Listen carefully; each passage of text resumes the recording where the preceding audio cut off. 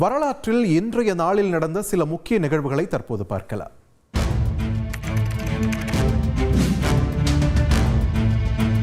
பிரிட்டனில் 30 வயதிற்கு மேற்பட்ட பெண்கள் வாக்களிக்கும் உரிமையை பெற்ற நாள் இன்று. 85 லட்சம் பெண்கள் வாக்குரிமையை பெற்றனர்.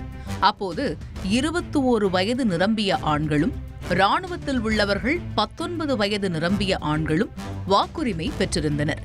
1928ஆம் ஆண்டு சம உரிமை சட்டம் வரும் வரை 30 வயதிற்கு மேற்பட்ட பெண்களுக்கு மட்டுமே வாக்குரிமை கிடைத்தது.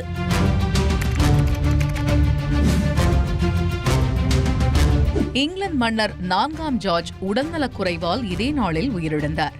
அப்போது கென்யாவுக்கு வில்லியமுடன் சுற்றுலா சென்றிருந்த 27 வயதான இளவரசி 2ஆம் எலிசபெத் உடனடியாக இங்கிலாந்து திரும்பி ராணியாக அரியணை ஏறினார்.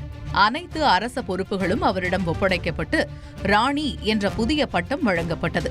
அவரது முடிசூட்டு விழா 15 மாதங்கள் கழித்து 1952 ஜூன் 2ஆம் தேதி உலகமே பார்க்கும் வகையில் பிரம்மாண்டமாக நடைபெற்றது குறிப்பிடத்தக்கது.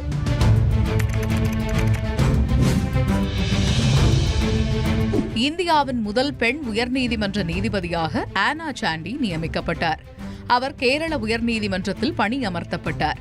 முதல் தலைமுறை பெண்ணியவாதி என்று அழைக்கப்பட்ட ஆனா சாண்டி 1937ஆம் ஆண்டு பிரிட்டிஷ் ஆட்சி காலத்திலேயே மாவட்ட நீதிபதியாகவும் இருந்துள்ளார். மேலும் 1959ஆம் ஆண்டில் உயர்நீதிமன்ற நீதிபதி என்ற உச்சபட்ச பதவிக்கு வந்த 2வது பெண் என்ற பெருமைக்கும் சொந்தக்காரர் ஆவார்.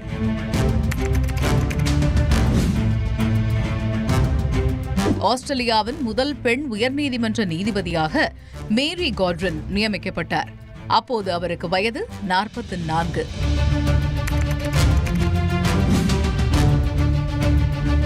துருக்கி மற்றும் சிரியாவில் ஏற்பட்ட சக்தி வாய்ந்த நிலநடுக்கத்தில் 55,000க்கும் மேற்பட்டோர் உயிரிழந்தனர். 1 லட்சத்திற்கும் மேற்பட்டோர் படுகாயம் அடைந்தனர். 7.8 ரிக்டர் அளவில் ஏற்பட்ட இந்த நிலநடுக்கத்தால் ஆயிரக்கணக்கான கட்டடங்கள் இடிந்து தரைமட்டமாயின.